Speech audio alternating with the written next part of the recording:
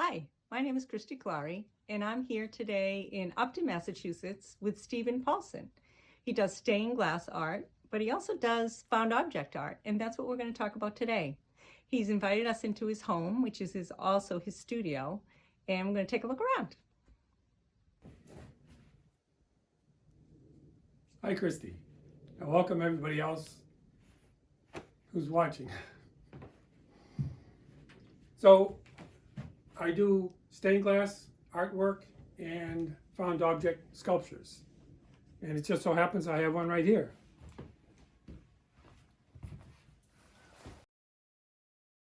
This is called Sunday Afternoon Drive.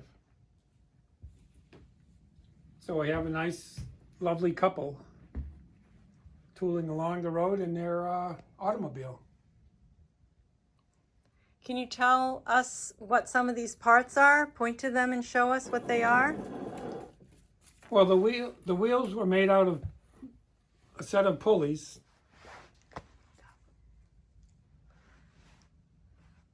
The fenders actually came from bicycle fenders. The front bumper are the brake handles from a bicycle. The front lights are doorknobs. Doorknobs, glass doorknobs, those are awesome. Doorknobs. And back here we have a hubcap from a V8 vehicle of some sort. I don't know what kind of vehicle it was. The rear tail lights are just knobs from a cabinet. And then there's a lot of other small things. The dashboard is a watch, a gauge of some sort.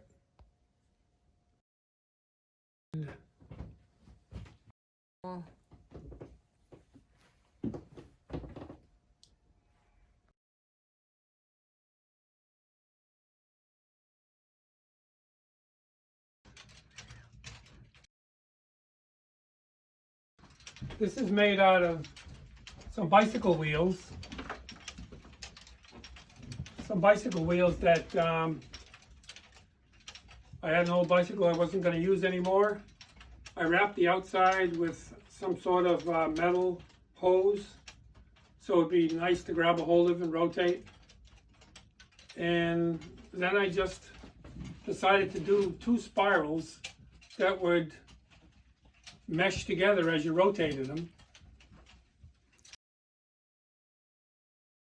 And just kind of create a rainbow pattern in the spiral. And I did it for an exhibit that might be coming up having to do with called Playing Games, if I remember correctly. For Arts Worcester. Arts Worcester. And that show was postponed due to COVID. And then the stand itself it's a housing that came from a vehicle which housed the drive shaft. And the base on the bottom is from a harrow, a farm harrow. And that's pretty much it. Give it one more spin for us. Wow. That is really, really beautiful. I love how the light shows on the stained glass. Well, I can imagine a lot of people wanting to play with that, Stephen, when you finally get to have it at the exhibit. That is too cool for words. So here's another sculpture. What have we got here, Stephen? This is a race car. So the wheels are made out of a set of pulleys, just like the other vehicle. The hubcaps are actually made out of the base from some goblets. There's a lot of gauges from various tools in a watch and part of a CD player.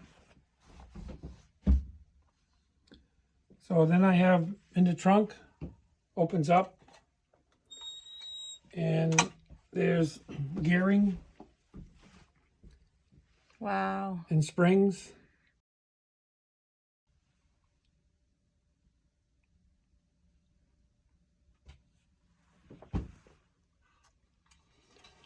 The back trump hood is made out of it's a cake mold or something like that. A cake mold? Is that what you said? Yeah. That's cool. And then the hood opens up, and this one has an electric engine in it. Does it really work? No.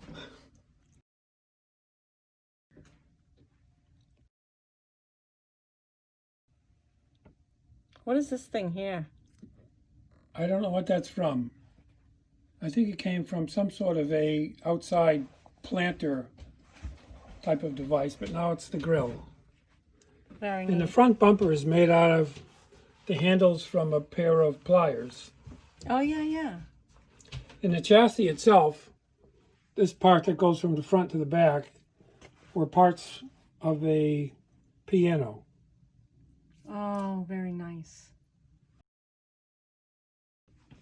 Now, what'd you make the person out of? The person is made, the wooden parts are made out of parts from chairs, you know, the spindles from chairs and things like that. Right. Um, And then you make all his clothes I yourself? made his clothes. He has a leather vest on. He's wearing jeans. And his shoulder pads are made out of spoons, Oh, neat. just to cover all the details. His hands are wood, and then he has little fingers that are made out of, or thumbs really. And the steering wheel itself is just a metal ring, but the center of the steering wheel, or the X of the steering wheel, is made from a blender. The cut is in a blender. Neat. And then over here we have, This is just an old-fashioned bicycle. The front wheel is made from one of the wheels on an old-fashioned sewing machine, the type that were not electric. The front forks and the frame here are made from old meat grinders. neat. This rear area are just 2 wrenches. The handlebars are just some sort of a thing I found that was kind of interesting looking. And I made the seat because I couldn't find anything that would simulate a seat very well. What'd you make the seat from? I don't remember what's underneath it, but it's a leather seat. And Actually, I then think the frame of the seat was part of a banjo. a banjo? A banjo, the part that where you tighten down the head of the banjo. That there's many pieces all around. It came from that. Okay. And then this here, wow, That's a tractor, a farm tractor. a farm tractor. The main body of the tractor is an old well pump. And the wheels are just, they're also pulleys. The 2 large ones, I think, came from the sliding doors on the front of a barn.